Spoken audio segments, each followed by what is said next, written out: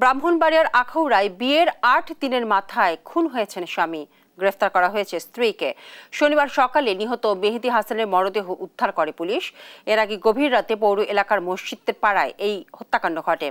Police জানিয়েছে, কুমিল্লার যুবক মেহেদী প্রায় ২০ বছর ধরে তার মাকে নিয়ে আখাউড়া মসজিদ পাড়ায় ভাড়া বাসায় থাকতেন।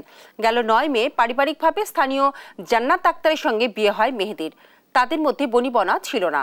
আখাউড়া থানা ভারপ্রাপ্ত কর্মকর্তা সমীউদ্দিন জানান, স্বামীর যৌন নির্যাতন সহ্য করতে না পেরে কৌশলে ঘুমের ঔষধ খাওয়ায় স্ত্রী। পরে বালিশ চাপা দিয়ে স্বামীকে হত্যা করেন তিনি।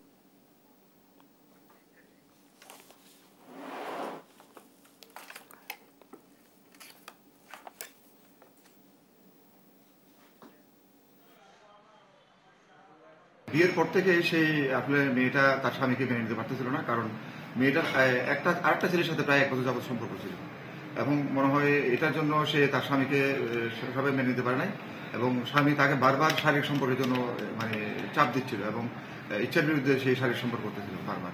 এটা তার মধ্যে একটা নাকি বিরক্ত ছিল। ওষুধের সাথে কোকের যে মিশিয়ে তাকে অনেকটা অজ্ঞান বা ঘুম পাড়িয়ে তাকে বালিশ চাপা দিয়ে হত্যা করেছে।